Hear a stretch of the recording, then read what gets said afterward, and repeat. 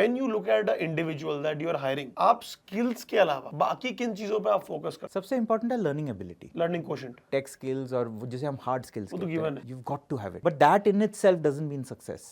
Success is your ability to be able to learn. It is not just technical learning. It is your ability to adapt to the environment around you. Hi guys, welcome to another episode of our podcast Talent First. Today I have with me someone who is heading one of the biggest banks technology center in India. The company, the organization that he represents, I think all of us have heard of. It's a very aspirational organization. He's managing, the company has about 20,000 people in its India office. So it's going to be a very interesting conversation about the overall captive GCC market, about how does one eventually become a CEO of such a large organization, and obviously about the India growth story. So hi Pradeep, hi, how are you? Thanks a lot, Raghav, for having me. क्या चल रहा है? How's life? सब ठीक है, thank you. थोड़ा It's a great start to a Saturday. Perfect. So Pradeep, normally when we start, we ask for an elevator pitch कि who is Pradeep Menon? तो अगर आप थोड़ी अपनी कोई जर्नी, अगर आप 1 मिनट में बताना चाहें, आप थोड़ी जर्नी के बारे में बताइए. बिल्कुल, I think मैं कौन हूँ ये तो खैर philosophical question भी है कुछ हद तक, but I think end of the day I'm an average Joe. I think yeah, who's the CEO? I'm managing 20,000 people. Yeah, sure. I mean, we made some right decisions somewhere with things. So yeah, I mean I think I'm a good friend. I'm a good dependable and Joe. So I think that's sort of a chap. Yeah, I mean that's me. Perfect. So Pradeep, let's try to look at your journey. Start कहाँ पे होती है? आप पैदा कहाँ पे हुए थे? वैसे बम्बई का हूँ. Bombay, proper Bombay. And you were, I just want to understand कि जब आप 15-16 के थे, at that time as a teenager, हमारी aspirations develop होनी शुरू हो जाती हैं. तो when you sort of started developing that cognitive sense of understanding how the professional world works, what were your aspirations? क्या सोचती कि dream क्या थी? ये मिल जाए life set है. I mean, okay, this is कुछ हद तक ये cliched है, but उन दिनों ना 15-16 year पे कशिश तो थी कुछ करने की, लेकिन एकदम क्लैरिटी तो था नहीं, which way exactly it was going to play out. So I knew that given that the late 1990s was more about, the 90s in general was more about science and STEM, and there's always been a big importance for STEM in Indian households. So I realized that I'm going to be an engineer. So that was clear. As to where that's going to take me, how it's exactly going to play out, those decisions I think later on. And I didn't even realize the importance of it. तो तभी यदि aspiration था तो बस इतना ही था कि मेरे बाकी दोस्त लोग भी या तो डॉक्टर बनना चाहते थे या इंजीनियर बनना चाहते थे, मैं भी इंजीनियर बनूं. तो एकदम there was not a huge focus on a particular stream at that time. You had to go to a good school, just ensure that you're at the right place at the right time. That was the focus. तो आप बॉम्बे में, where were you studying in Bombay? So I schooled in Mulund, and I think after that I went for engineering. I went to VJTI. I did my post graduation at IIT Bombay. So yeah, I mean I studied all my life, pretty much all my studying years. So you were very academic. You were like a nerd back in the day, or you were more like closer to a nerd than not. I wouldn't say I was a nerd. Nerds never say they are nerd. Yeah, they're far more, and they're probably more nerdy in many things. Right. I don't think I was yet there. Sure. I was probably, but I would be very academic. I would be, yeah. I mean, I would probably say I was a little bit more academic than most. तो आप थोड़ा बताओ, this is 90s, right? And Bombay, उस time पे एक बॉम्बे के around एक India में एस्पिरेशन बढ़ रही थी. Liberalization happened. Then obviously the Harshad Mehta scam also, like the stock market, all of that. 90s. And Bombay was at the center point. Yep. So explain to us that when you were sort of looking at your first job, कोई दिमाग में था, again we understood कि आपको technology में कुछ काम करना था, and I think that was the theme of that entire decade, because Sam Pitroda got computers, Rajiv Gandhi के टाइम से, then it became sort of like a theme. But as a person who was observing businesses, observing companies around him, क्या था कि मुझे इस किस्म की company में काम करना है? Understood job function technology, but what kind of company did you think that you wanted to work in? So, like I said, there was, when you got into graduation, जो engineering कर रहे थे, तब ये clear था कि engineer बनना था. Exactly the kind of knowledge that we have today as to how engineering career streams play out, वो उन दिनों शायद उतना नहीं था. In fact, unless you knew somebody who had done it, that active mentoring was available, life was probably going to be a little difficult. So at that point in time, it was more about ensuring that you join the right brands and get into the right schools which have the right brand. What do you mean by brand? Because अभी आप और मैं बात कर रहे थे बाहर, and you emphasized on the word brand quite often. तो एक लेमैन को अगर आपको एक्सप्लेन करना हो कि ब्रांड होता क्या है, what does a brand mean? I think brand का फ्रैंकली जो मतलब हम बनाते हैं डेली लाइफ में शायद उससे कुछ अलग ना हो. Like for instance if you आप जो फ़ोन खरीदते हो वो शायद उसमें एक ब्रांड है. Brand typically means that you associate a certain image with that particular certain set of product. values with that Image, and that image could be because of the values, could be because of aspiration or whatever. So if you aspire to a certain education, or you aspire to work in a certain organization, there's a certain brand that comes with it, right? So it was more about ensuring that you work with the right brands, and I think in the initial part of your career, it was more about ensuring that you're associated with the right brands, pick them up, and then you work on. And I think that drove a lot of behavior. It was also about, in the initial years, it's also about how you can learn, how much you can learn, how fast you can learn, you know, how much, and I still believe it's very important to get exposed to as many new things as you can in the initial years of your career. I think it's very limiting to go ahead and put frameworks or tight boundaries around what is it that you will learn. You shouldn't do that. I think it's good to just keep yourself as open-ended. I think for the first 10 years in your career, it's very important that you get exposed, because it's only over a period of your professional life that you actually start realizing what's your sweet spot, what is it that you want to do. तो एक open mind रखना बहुत ज़रूरी है. I think जितना हम ये open mind रखें उतना like generally these things play out well. तो जब आप कॉलेज में गए तो आप as a student like were you just academic और were you also looking at extra curriculars in college like other things?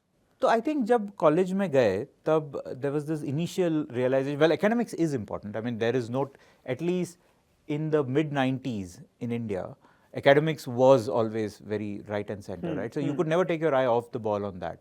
But at the same time, college also exposes you to a lot of things. For instance, you start dabbling in college councils, you start dabbling in, you know, college groups, and you call them kind of these self-forming groups around a particular topic that's close to everyone's heart and so on. So those experiences are very important, because eventually that is the first time you get exposed to the concept of teams. How from being a very individual, like how an individual can, it's all about yourself, right, as an individual. That starts changing. It becomes more about the teams that you're operating in. How do you and your gang of friends achieve something? जो कि बाद में चलकर eventually corporate life में यही होता है. What happens is as an individual you are important, but it's even more important जो कि आप और आपका टीम क्या करता है. तो वो लर्निंग और वो रियलाइजेशन जो कॉलेज में आता है, is know taking away from it. तो आई थिंक वो बहुत ज़रूरी है, and I think that generally works. तो पहली जॉब के लिए क्या कैंपस प्लेसमेंट थी या आपने अप्लाई किया, कैसे मिली, और थोड़ा एक्सपीरियंस बताइए कि उस टाइम पे क्या डर था? बिकॉज आई एम श्योर कि जब तक पहली जॉब नहीं मिलती, financially we are, as a student at that time, we are a bit scared. तो थोड़ा आप अपने take us back in that time and explain to us what you were going through. So the first job that I got into was with Oracle. That was my first job from campus. उससे पहले एक और job नहीं थी? Engineering के बाद मैंने nucleus join किया हुआ था उसके बाद, but that lasted for about 6 months because मुझे MBA करना था तो मैं निकल गया.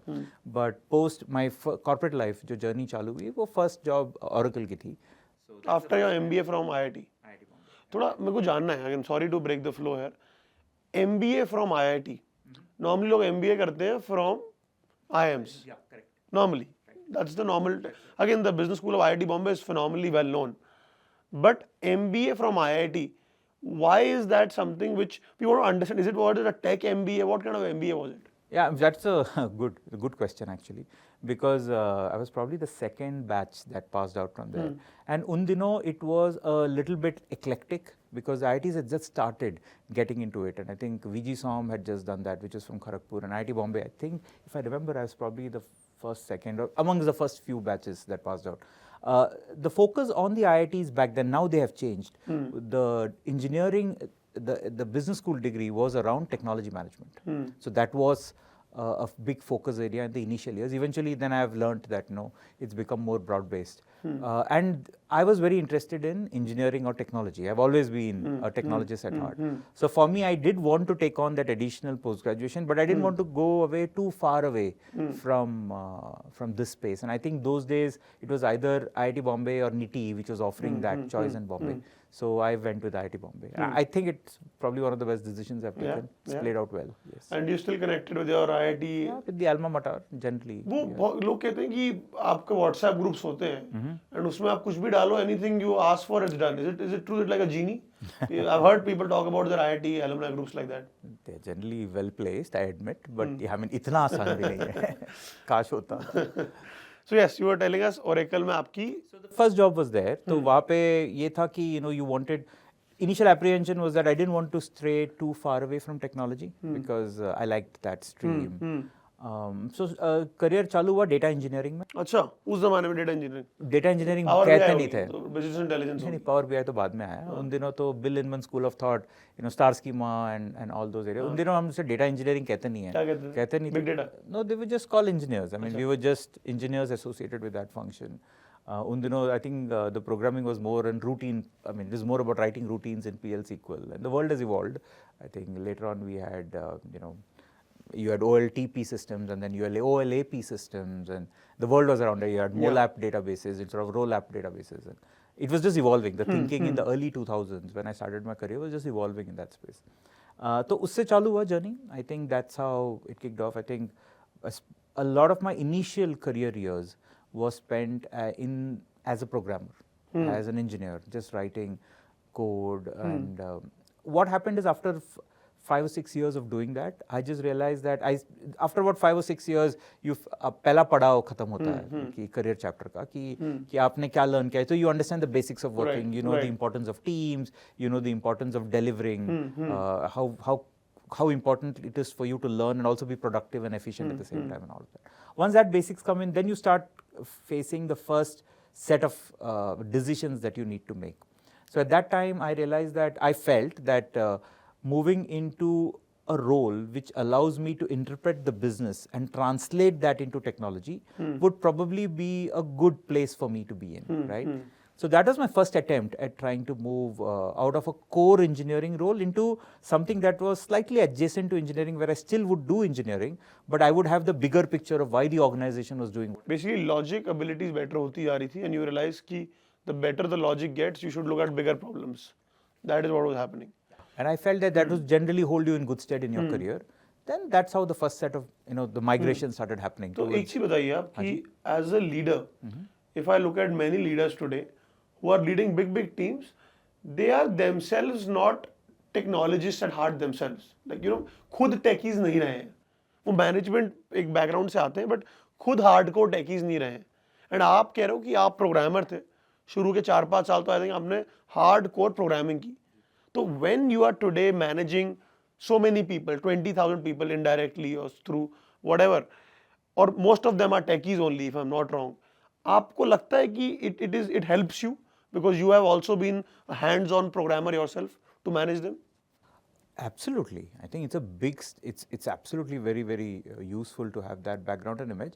And to be fair, if I look around me, the vast majority of the leaders I work with or the leaders I work for are also like me. Achha. In the sense that they have come from core engineering backgrounds, and it is not somebody who's added. In fact, my experience is slightly different from what you said. Like most of us are from core engineering. Probably in captives that is the case. Okay. If you look at more from a business viewpoint, conglomerates in India, if you look at their leadership, who even might be managing techies, a lot of them are non-tech folks. Okay. Yeah, okay. So what happens is, so that's where it played out for me. I started making those forays. I tried various things. Then I had a stint with Dell, which was a very 7 long years stint. Yeah, it was close to 8 years. I think that, from what I remember, it was a very interesting stint because they had this program, which was a leadership program that they had. It was they would rotate you around the world, and that around the world, and also in different functions. So, for instance, I came from a technology background. My first role was in HR, and then they rotated me through. I had various rotations as part of that leadership program, right? And again, a lot of multinationals have these programs. It's not unique to Dell. So there was a stint in HR, I remember there was a stint in sales, there was a stint in process engineering, in the contact centers, and then eventually I went back to the data background that I had, which was data analytics and so on. But I think that was a key part of my career, and I think that's the second big lesson that I had, which is you should be open to change. I think sometimes we constrain our thinking by saying we like to do this and we don't like to do this. I think as a young professional, I don't think it's the right thing for you to put too many constraints on what is it that we like to do or not. Let time tell you. I think there has to be a certain point where you realize it yourself instead of going with what others are telling you as this is the right thing or the wrong thing for you. Right? I think that played out well. Initially, I was apprehensive because I came from a technology background. So I remember as part of the rotation, I had a stint in talent acquisition, which was unique. And I thought, come on, how would I ever do it? Or I had a stint in sales where we had to sell PCs to a particular target set. Those things look very difficult, but if you sit down and you actually put pen down to paper, you realize that the fundamentals of everything is always the same. So whether you're selling PCs to others, or whether you're trying to hire people, or you're improving process metrics, you realize that it all boils down to from first principles. You need to have a great team. You need to have a great understanding of what is it that you're trying to achieve, and you need to know the way to get there, right? Which is in the right manner, with the right values, with the right purpose, and purpose driven, as you say. If you get these three fundamentals broadly right, you will generally never go wrong, and that concept has held me in good stead for the rest of my career also. So I think that was useful. So Dell ke andar, if I'm not wrong, and this is something that we've always read about, the management practices that they have are like talked about. Dell is known for it, right? And if you look at Dell's stock price also, as we were discussing, it's doing well right now, but it has its journey. If I'm not wrong, तो थोड़ा अगर आप एक consumer lens में del को देखो and think कि आपने डेल में काम नहीं किया, आप थोड़ा एक लोगों को बताओ कि डेल करती क्या है, बिकॉज लोगों को लगता है डेल सिर्फ पीसीज बनाती है या फिर लैपटॉप बनाती है. I think Dell does more than that. A lot more. So can you please tell us what Dell does? Yeah, I mean, I can. It's just that I left the organization probably a decade ago. So, I have not been following Dell as much as I should have been. But what Dell would do was Dell was in the business.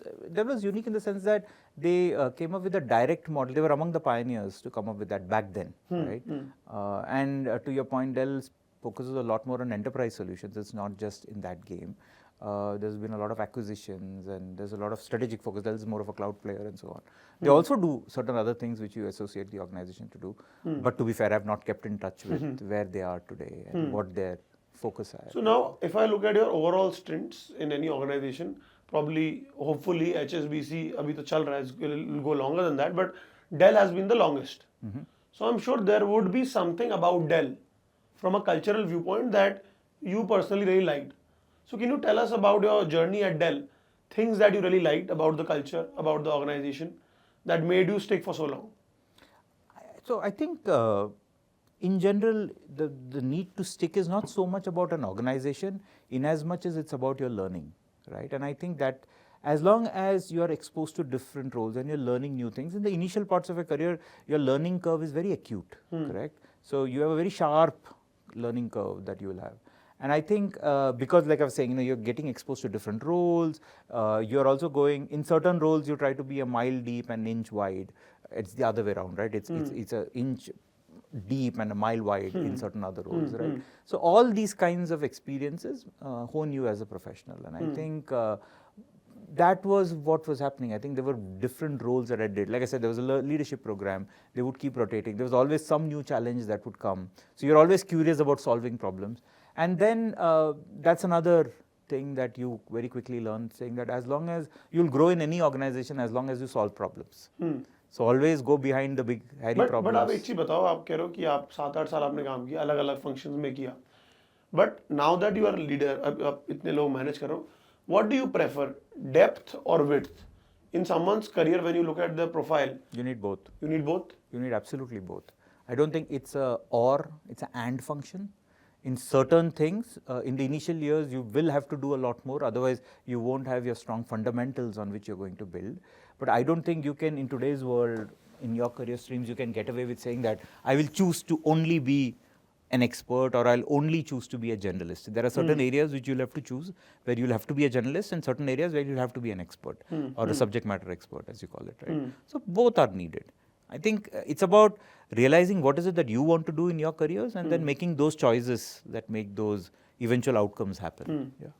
So Dell के बाद फिर क्या होता है? You go to G, if I'm not No, wrong. I joined Maersk, where I worked for as I was the head of analytics, the global head of analytics for the conglomerate. And I think there the exposure was more around using not only just about doing data engineering, as you call it today, but also about interpreting that into analytics, which the organization can use, the customers of the organization can use. I think that was more about, the role was more in that Stint. Completely different world, the world of shipping, container shipping. Yeah, again, the other thing that I've also learned, it's important for people to move around, get exposure to different locations and so on. So those were So Maersk though is probably the world's biggest shipping company. a very large shipping giant. Company, right? And a lot of people are confused कि यहाँ पे क्या logistics use होगी. मतलब थोड़ा आप बताइए कि एक shipping company में क्या analytics use होती है? Oh, there's a lot of analytics that happen in shipping. Right? थोड़ा कुछ example दीजिए.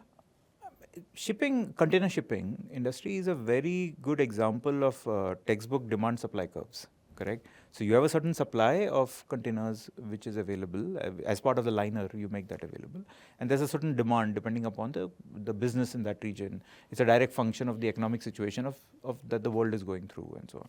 So there is clearly that map. So you always need to have the maths in place to ensure that you are able to cater to the end customer demand in the most efficient way possible. And there's a lot of maths, there's a lot of analytics that happens around it. And again, there are sub-analytics that will happen, right? I think those days, I remember we would work on what's the most efficient way for us to stack containers on port, right? Or what is the right weight at which ships should sail, and I'm just, again, it's been a while since I worked there, but there'll be what's slow steaming, right? I mean, what's the right speed at which the ship should sail so that you optimize the return on that particular voyage. Right? So there's a lot of analytics. I mean, the world of logistics is increasingly, if not already, a very data-driven field.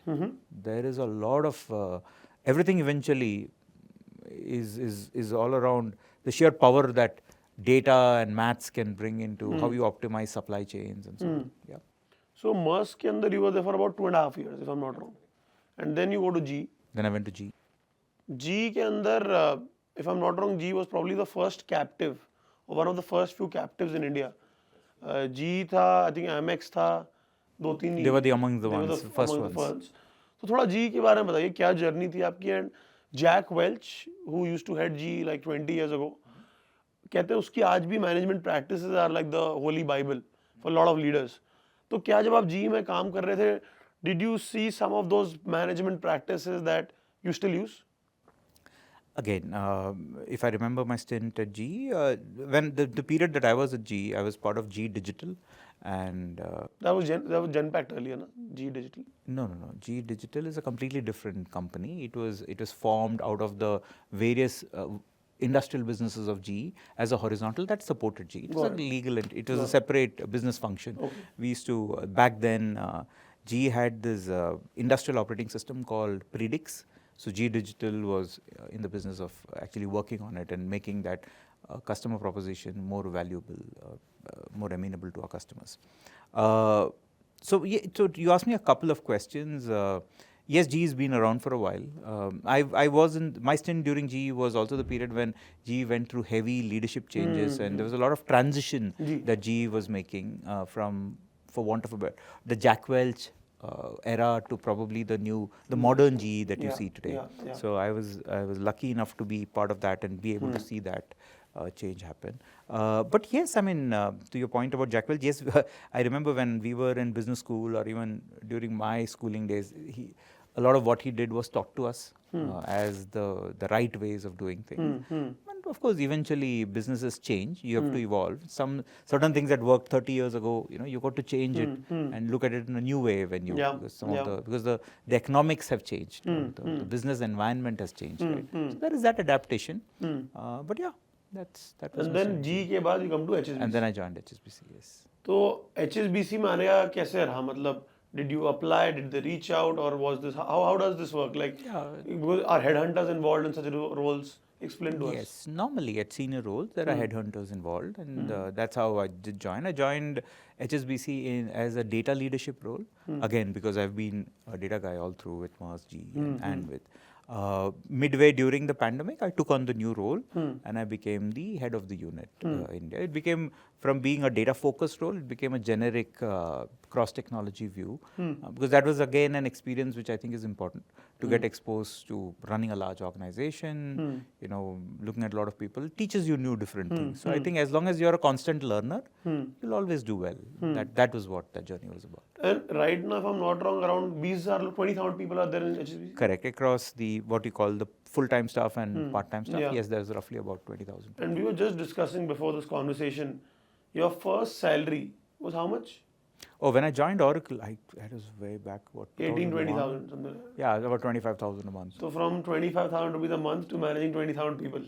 That will be the thumbnail, like the title of the thumbnail of the video. But yeah, so I think HSBC के बारे में बताइए थोड़ा, and whatever you can tell us, because we understand that there are limitations to what you can talk on the podcast. So about HSBC, the retail business is different than what you guys do. That's a different business, right? So can you tell us in India how is HSBC structured across the two organizations, and then what are you guys responsible for? Okay, so generally, and this is not limited to HSBC, whenever any organization works in India, you will have the business arm of the organization and then you'll have the GCC component. So the business arm is HSBC Bank India, which is the bank that we have. It is India's largest foreign lender, and it has a big presence across large banks, right, across cities in India. And then you have the GCC arm where we've got technology and we've got operations. So it's not just technology, we have an operations arm here also, which is another 25,000 people. So that's how we are set up. So there's the business arm, which also, by the way, retail is just a part of it. You have commercial banking in it. You've got the markets business. So yeah, I mean, it's a full service bank and we offer all services to our customers as any bank. Now, आपने जब बोला GCC, which is Global Capability Center, a captive, थोड़ा because I think आप एक GCC industry के अंदर आप शुरू से रहे हो, आपने इसको इवॉल्व होते हुए देखा है, and if I'm not wrong, NASSCOM, all these industry bodies you are a part of. So थोड़ा बताओ आपकी GCC इंडस्ट्री अभी इंडिया में क्या है? If you can share some numbers if you know, and we can add them later. Along with, where do you see this heading?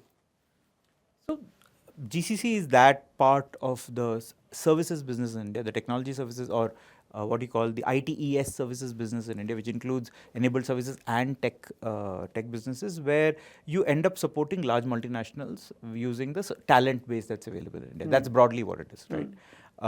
That's been, it's a big focus, a big growth area.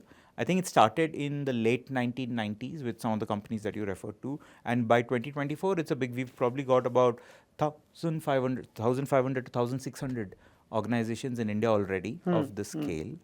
It's a big contributor to the GDP in terms of, and it's a big employer, probably employs about 1.6 million people. So that's what it's in a growth area. I think typically these organizations support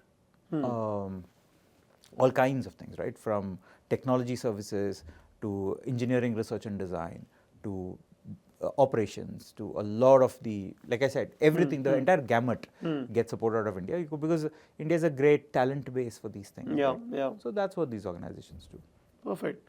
Now, अगर मैं आपकी 20 साल की journey देखूं तो मैंने एक चीज़ realise की, आपने सिर्फ MNCs में काम किया है. You only worked in big conglomerates, international organizations. तो कभी कोई इंडियन कंपनी काम करने का मन नहीं किया आपका? I don't think by design नहीं था. I think अकस्मात था. If I could quote a word, right? I think कभी opportunity आया नहीं इंडियन कंपनी से. Might be in the future, कभी if they come or might be they do.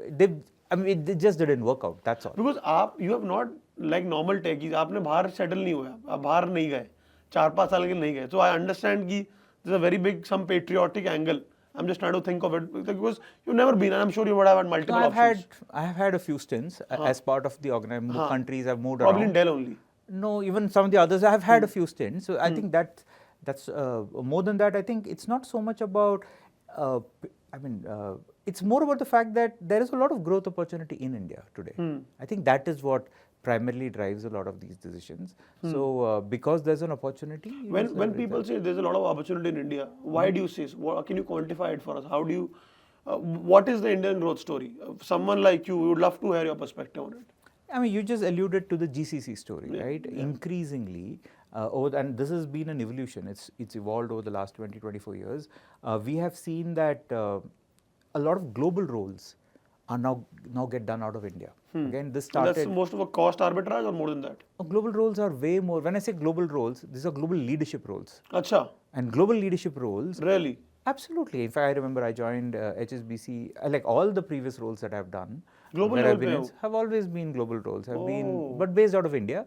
And it's not even surprising. I mean, it was probably surprising 15 years ago, but today it's the norm more than anything. So the sheer amount of opportunity that you have where you're leading teams around, but it's just that you're based here because the talent base is here is absolutely, I mean, that's the kind of growth story you would have had even if you were to make some other moves in your career, right? So since that opportunity is available today, a lot more of it is available today than 15 years ago, why would you want to make any change, right?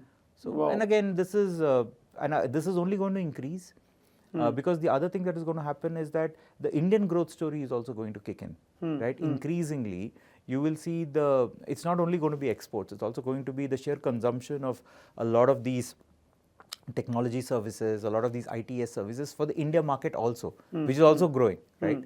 And as the Indian GDP increases, as the economic story of India increases, you will see a lot more growth potential in India. But जब आपने बोला ITS, a lot of people in this industry are a bit worried right now. They are obviously seeing growth will happen, but that growth will be captured by a very few number of folks, what they feel, as opposed to the grander masses because of an increasing risk around automation, AI, around the whole core bulk jobs that are there at the bottom of the pyramid, where bulk of the people are employed, they are worried. So what is your thought around that? So I'll tell you, it's going to be augmentation, not just substitution. In fact, I was talking about that earlier in the week. A lot of these technologies are indeed going to make us more productive. They're going to make us more efficient, and they're going to make some of the way our ability to serve customers in all of these jobs is going to become faster. It's going to get a lot less expensive. You know, the outcomes are going to be better. Customers are going to be happier. So when this happens, it's always the right thing to go invest in these technologies. I think what as a talent base in India or even outside India, this is not limited to India, people have to be open to the learnings that come with it. And I think it's very, very important that people learn, they go ahead and, fear is not going to get us anywhere. Yes, there will be, and I keep giving this example, right? When computers came, a lot of people were doing manual number crunching before it. Jobs have not reduced. Computers have evolved. Now, the people who do number crunching in the past use computers to do it. But they are doing bigger jobs, right? And I think that is the same thing that happened with mobile tech. Mobile tech has come in. It was a game changer when it came in. You didn't have to be in office to do it. Today, literally your office is in your pockets, right? You can carry your cell phone on which you can do everything. Doesn't mean that jobs have gone away. It just means that it's assimilated itself better. So I think these are those S-curves or those technology innovation curves that hit mankind. We'll have to assimilate it, get smarter as a race and then move on, right? Get smarter as mankind. But आपको डरने की कोई जरूरत नहीं है। हाँ, मैं डर उनको लगना चाहिए जो कि लर्न करने से कतराएंगे या फिर तो आपकी जर्नी में आपने वेरियस पॉइंट्स पे कैसे लर्निंग को इनकॉर्पोरेट किया, बिकॉज आपकी बहुत हेक्टिक कॉर्पोरेट लाइफ रही है। You have never taken a break, if I am not wrong. I was looking at your journey, consistently you have been working, but when I talk to you I feel कि you have parallelly also been learning. Most people's excuse is कि यार मैं तो नौकरी कर रहा हूँ, मैं तो जॉब कर रहा हूँ, टाइम नहीं मिलता। तो how do you manage both? कुछ एग्जांपल दीजिए आप अपनी लाइफ से। So I think learning is going to be difficult if you're going to try to put aside time for it. Then that's going to be very difficult, right? I think learning or exercise में ये एक चीज़ common होता है. Unless you make it a part of your daily habit, and you're going to say कि नहीं एक दिन वो आएगा जब वक्त निकलेगा मैं exercise करूँगा, तो नहीं होने से रहा. That is not going to happen. Same thing for learning. I think this is one thing that's common. I think if you're going to make it a habit like certain routines that you do daily. If you make it a habit, it will. So I think as far as you just ensure that you take out a little time during the day, you read. And one of the things that works for me is don't try to do too many things. If you're trying to do learning, pick just one or two things, but go into it in depth. Get your mind thinking so that it registers. I think generally you learn. Again, I can't say generally you learn. Different people have different styles. It seems to work for me. And that's something that I would, like because it works for me, I'm kind of fine with that. Now, Pradeep, आप बताइए कि आप इतने सारे लोगों की team को manage करते हैं. I think after a point you realized कि the game around, there is much more than a person to their skills. It's something more than that. So when you look at the individual that you are hiring, आप skills के अलावा एक तो hardcore technical skills, बाकी किन चीज़ों पे आप फोकस करते हैं? सबसे इम्पोर्टेंट है लर्निंग एबिलिटी और उसको लर्निंग कोशेंट, लर्निंग एजिलिटी भी कहते हैं उसको. It's but the ability for the person to see you are right. Tech skills in my world today, tech skills और जिसे हम हार्ड स्किल्स वो तो गिवन है. वो तो given, it's hygiene. You've got to have it, right? And you need to be at a certain threshold, otherwise your ability to do your job is going to be compromised. So that you can't. That absolutely has to be on the table. But that in itself doesn't mean success. Success is your ability to be able to learn. And when I say learn, it is not just technical learning. It is your ability to adapt to the environment around you. Like, generally nothing is very easy. So even if you start working, you realize that you'll always be some problems. There will be lack of. There might be a project you're on which has a very tough deadline. It might have shortage of shortage of talent working on it or people working on it. You might have a shortage of budgets for some of these projects. So you'll always have these things, right? But if you're somebody who's going to grow in an organization, you're going to figure it out and then you're going to start navigating around it. So I think that doesn't come from just hard skills. It's just the sheer attitude that you bring in. It is the sheer ability of problem solving that you bring in. And I think that makes a big difference. So trying to look at people who have generally not taken no for an answer and have figured out solutions to challenges that they face, I mean, that's an important thing that we look for when you try to hire people. And this has got to do with any organization. All organizations admire problem solvers, right? So they need problem solvers. So I think that's... And how important is communication, like the way they speak, the way they articulate? It's a function of the role that you're in. If you're hands-down programmer, so first of all, as a base statement, communication is important for everyone. You cannot take that away. But the relative importance of where it comes in, if you're a hands-down programmer, put your head down, you're programming, it is important, but it will not probably make or break thing. But if you're, it all depends upon what you want to do in your career. If you're going to choose a stream where you're going to get into leadership, where you want to go ahead and manage a P&L, manage a business outcome for the end customer, if you're not able to communicate, it will be tough. Right? I think it's important. So whatever is important for you, accord it importance so that we can sort out. So now let's talk from a leadership angle, right? Like, आपकी बात समझ गए from a technical viewpoint, but let us say I want to be a leader. And being a leader is obviously about what I know, but it's also about who I know. Correct. So the art of networking is very critical. Agreed. Talk to us about how the art of networking has played a role in your career. It can be the various forums like NASSCOM and all, but tell us about networking. शुरू से अब तक आपकी networking ने कैसे role play किया आपकी life में? तो ये तो काफ़ी डिस्कस्ड टॉपिक है और इसके ऊपर कई ओपिनियंस है. सोशल मीडिया पे जाओ तो you will see people who say networking is not important. Some people, vast majority say networking is very important. And I think to each individual depending upon where you want to get, मेरे लिए तो important है. I think you can not, I feel it's very important. And again the importance of networking is not very visible to you in your first year of your career, vis-a-vis 20 years later, 25. Yeah, and then you start realizing the thing, right? So I also don't blame anyone if in the first couple of years you've made up your mind saying it's not important or not for you. Having said that, I've also seen some people who are trying to do it for the sake of doing it. You don't enjoy it. Generally, that doesn't work, right? I mean, you'll end up stressing yourself out. So I'm saying, I think life is all about balance. Right? It's important for you to know what matters to you and then ensure that if it is important for you, then you do whatever you need to do is in line with that philosophy that you have, right? तो यदि आपको लगता है कि networking आपके लिए important है, then you should. Only one thing is, don't do networking for the sake of getting benefits from it. People Transactional मत हो.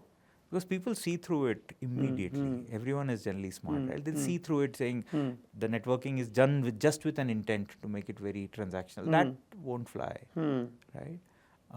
But yeah, I think it's very important to know people. And then LinkedIn को leverage करना जरूरी है आज की date में. मैं LinkedIn तो नहीं कहूँगा, but in general social media, I mean again, जिस दौर में हम जीते हैं उस दौर में जो भी रेलेवेंट फोरम्स हैं उसमें रहना ज़रूरी है. मैं इसलिए नहीं कह रहा लिंक्डइन, क्योंकि मैं ये नहीं जानता हूँ कि फ्यूचर में क्या होगा. जब हम एक ज़माने में ऑर्कुट इंपॉर्टेंट हुआ करता था, आज ऑर्कुट के बारे में कोई बात नहीं करता. एंड उसमें कोई गलत चीज़ नहीं, it just means that people evolve, systems evolve, generations evolve. Today Instagram is the vogue and so who knows. But जिस भी दौर में आप हो उसमें जो भी रेलेवेंट फोरम्स है, you have to be close to it. Perfect. Now जब मैं आपसे बात कर रहा था तो मुझे एक चीज समझ आई कि for you you look at a holistic wellbeing also, and as a professional we all need to look at our holistic wellbeing, which is much more beyond our work. So other than work, what do you do in life for your holistic wellbeing? Talk to us a bit about your family, talk to us a bit about health, about what you read, about what kind of content you consume. ये इसका purpose Pradeep ये है कि लोगों को ये पता लगे कोई मशीन नहीं है इंसान, सबकी लाइफ में और चीज़ें भी होती हैं. बिकॉज कई लोगों को लगता है कि प्रदीप कोई भी, you only talk about work, अगर इनके ऐसा बनना है तो 20 घंटे काम करना पड़ेगा जिंदगी भर, तो ऐसा तो नहीं होगा आई एम अज्यूमिंग. बिल्कुल. थोड़ा आप बताइए उस बारे में. आई थिंक सब everybody should have something that they like to do. जी. तो आई थिंक एक चीज़ इंक्रीजिंगली आज की दुनिया में ज़्यादा रेलेवेंट है. जब मैंने अपना करियर चालू किया था तो that time people wouldn't talk about it as much, was more about the importance of well-being in terms of physical well-being, right? And mental well-being. Today a lot gets talked about it. And I think it's very important for anyone who's going to start their career or in the initial years. I'm going to say that, you've got to start making those investments today. That you reap benefits sometime down, right? Don't take your eye off the ball. Work will happen and work is very important. But your well-being is very important for your work also, because if you're healthy you'll be able to contribute more, right? So I think बहुत important है कि we watch how we that we take care of our bodies, that that we do whatever is the, again मैं ये नहीं कह रहा कि everybody has to exercise. I'm not I can't talk about that, but do whatever is convenient, whatever is comfortable for you and whatever you think is important for you. So make it a habit, make these things a routine. If you're running, run. If you like to go to the gym, go to the gym. If you like doing yoga, do yoga. Some people like to dance, so be it, right? I mean, whatever, or play sports, which is another great way of doing it. So whatever you do, stick to that.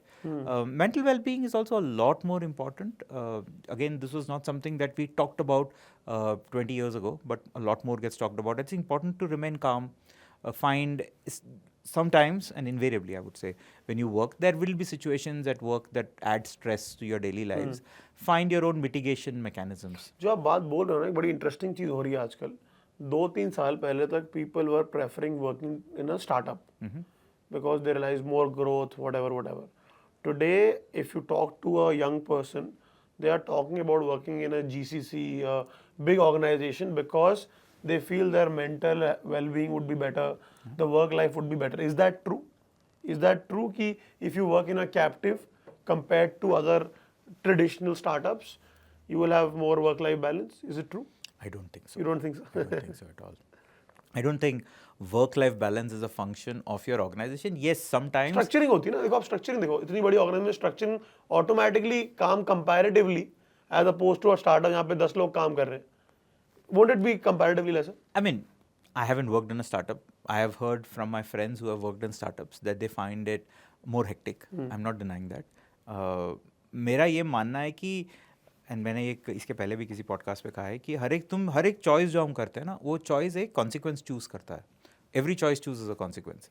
तो if we have to be, let's say you want to be exposed to the high growth market of startups, और you like the sheer excitement and the sheer energy that startups bring in, then this is something that will come in, because it's part of the culture, it's part of the growth phase of that organization. If you are more stable, but you're okay, you don't want to do too much, then might be there is another type of organization that you join.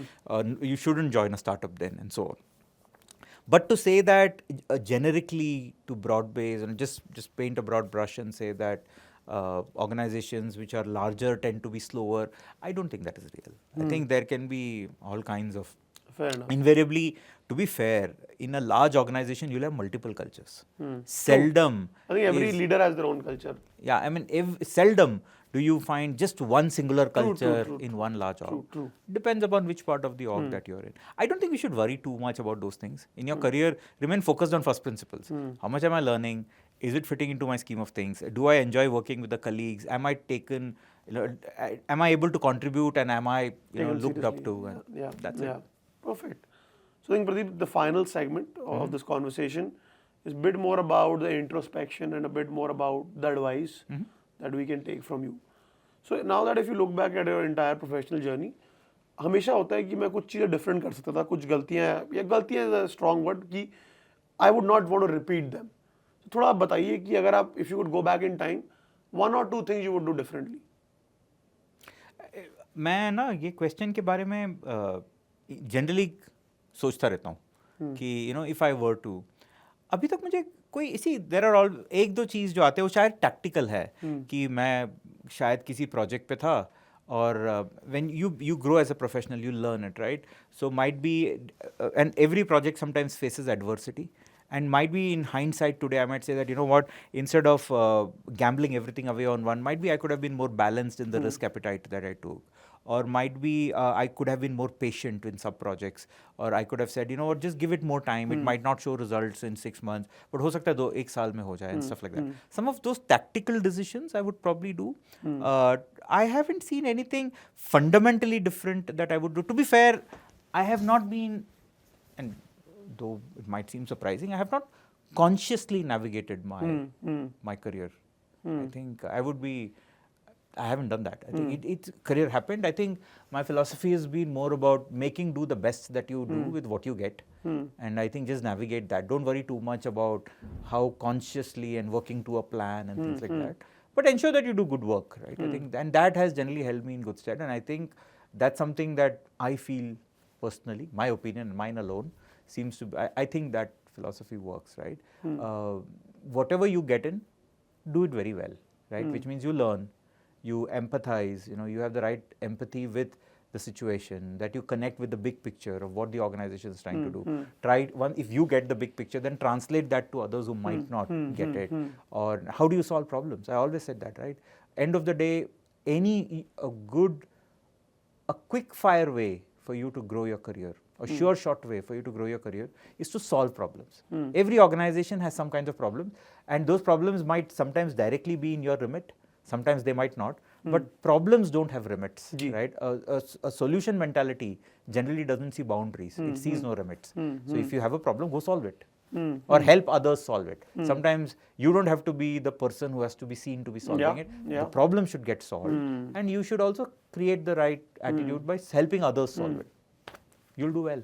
Perfect. So now last 2 questions. If you were to, talk to your kids, right, and if you had to say कि मुझे लगता है 15-20 साल में ये होने वाला है, world ऐसे evolve होगा, the world will change like that. How do you think the world will change? And if you talk to a youngster who's 20, 24, 22, 23, thinking of starting their career, what would you want to tell them? Yeah, I think it's the same thing. So your question has basically one import across both, which is that how would the world 15 years from now be different from where we are, and what would fundamentally change? So we cannot, again, 15 years ago to today was 2009. Back in 2009, let's look back at that era, and I think that's how we'll see, right? Mobile wasn't where it should be. Internet was pretty much getting there. Digitization was not completely to the level where we were. People were still using choices. There was, if you remember back then, Google Maps could not be used in India, and there was no Uber and Ola, right? So life was more difficult. Today life is easier, jobs are more, per capita industry is more. But today, if you were to go back to that system, if an organization back in 2009 said, I will not adopt mobile, they won't exist today, would they? It's the same thing between 2024 and 2039, 15 years from now. Is that AI?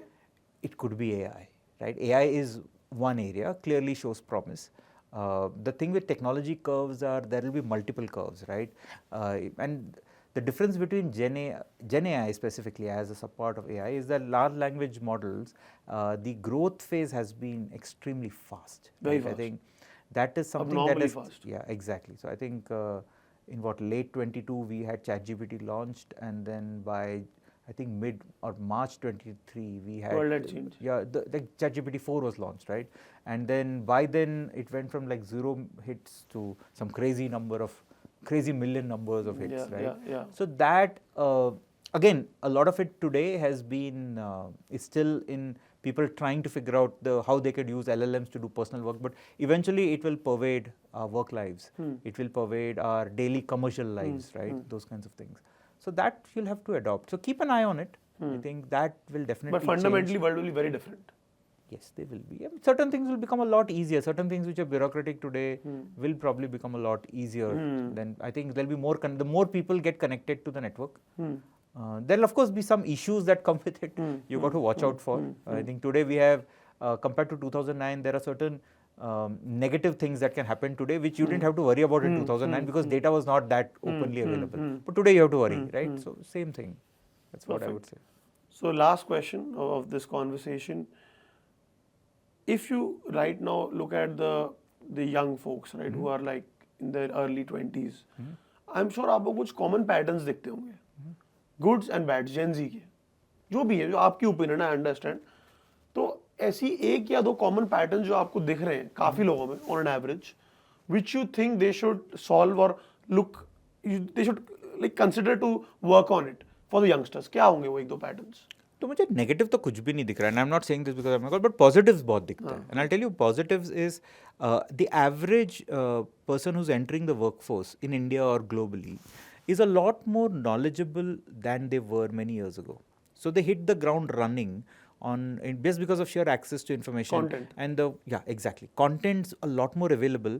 The only thing is, which I think they might have to watch out for, and again, this is a function of the times we live in, is